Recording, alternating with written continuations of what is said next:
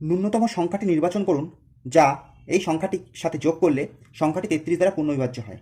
তাহলে 33 দ্বারা পূর্ণবিভাজ্য 33কে আমরা লিখে নিতে পারি 3 × 11। এবার আমরা কি একবার 3-এর নিয়ম কাজে লাগাবো, 11-র নিয়ম কাজে লাগাবো। 3-এর ডিজিবিলিটি এবং 11-র ডিজিবিলিটি, ঠিক আছে।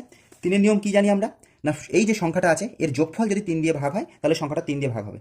তাহলে যোগ করো, 3 আর 2 5 আর 1 6, 6 মানে আমরা কেটে দিতে পারি, নেবো না। 2 এর 2 4 আর 8 12, অর্থাৎ এই সংখ্যাটি 3 দ্বারা ভাগ যাচ্ছে। এবার আমাদের চেক করতে হবে 11, 3 দিয়ে এক্সাক্ট ভাগ যাচ্ছে। 11-র নিয়ম কি, 11 না একটা বাদ দিয়ে একটা সংখ্যার যোগফল।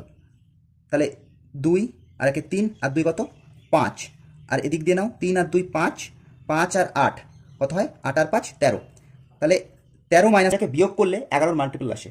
তাহলে 13-র সঙ্গে দেখো একমাত্র অপশান থেকে যদি তুমি 3 তোলো, 3 তুলে যদি 5-এর থেকে বিয়োগ করো তাহলেই একমাত্র আমার অ্যান্সার আসবে, বা 11 দ্বারা বিভাজ্য হবে এমন কোনো সংখ্যা আসবে। তাহলে 13 আর 3 কত 16, 16 থেকে যদি 5 বিয়োগ করো কত হবে 11, তাহলে 11 অবশ্যই 11 দ্বারা বিভাজ্য হবে।